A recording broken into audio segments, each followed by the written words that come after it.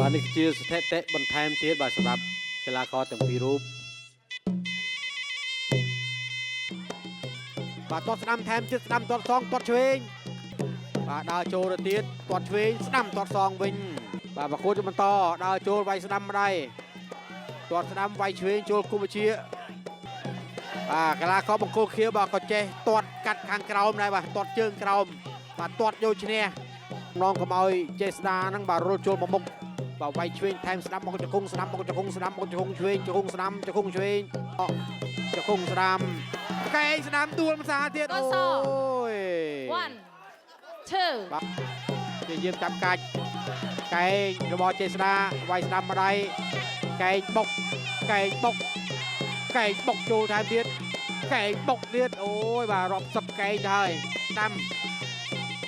បាទកែងឆ្វេងវាយស្ដាំឆ្វេងស្ដាំឆ្វេងអុកចង្គង់ស្ដាំថែមចង្គង់ស្ដាំថែមទៀតបាទក្លាប់សក់មួយចាក់ឆ្វេងមកជើងចំទ្រូងបាទវាយស្ដាំថែមឆ្វេងបាទតតស្ដាំមកជើងបាទធាក់ស្ដាំថែមទៀតបាទមកជើងឆ្វេងចូលចំមុខល្អមែនតើបាទទេស្ដាទទួលបានមួយយ៉ាងមកគឺកាលពីទឹកទី4បាទតាព្យាយាមដើរចូលទាត់ស្ដាំមកជើងរងជាប់ទាត់ឆ្វេងសងវិញបង្គោលក្រហមធនចេស្តា